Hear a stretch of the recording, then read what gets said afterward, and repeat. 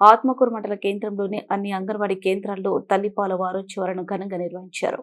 ఈ సందర్భంగా ఆత్మకూరు సర్పంచ్ బీసు ధనలక్ష్మి చందర్ గౌడ్ మాట్లాడుతూ బిడ్డ పుట్టిన గంటలోపే తల్లిపాలు అందించడం అత్యంత ముఖ్యమని తెలిపారు.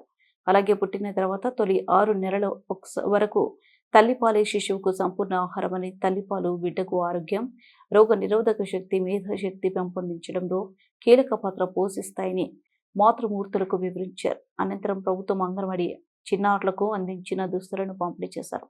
ఈ కార్యక్రమంలో స్థానిక ఉప సర్పంచ్ మజ్జిగ నరేష్, వార్డు సభ్యురాలు తవిటి శైలజ, అంగన్వాడీ టీచర్లు ఎద్దు ధనలక్ష్మి, మురారి శెట్టి వాణి, తవిటి జానకి, ఉగే నాగమ్మ, ఆశా వర్కర్ సరిత, కానుగంటి భాగ్యలక్ష్మి, అంగన్వాడీ సిబ్బంది, చిన్నారులు, వారి తల్లులు పాల్గొన్నారు. ఈ సందర్భంగా తల్లిపాల ప్రాముఖ్యతపై అవగాహన కల్పిస్తూ ప్రతి తల్లి తన బిడ్డకు తొలి 6 నెలల పాటు తప్పనిసరిగా తల్లిపాలే అందించాలని, తద్వారా శిశువులు ఆరోగ్యంగా ఎదుగుతారని పిలుపునిచ్చారు.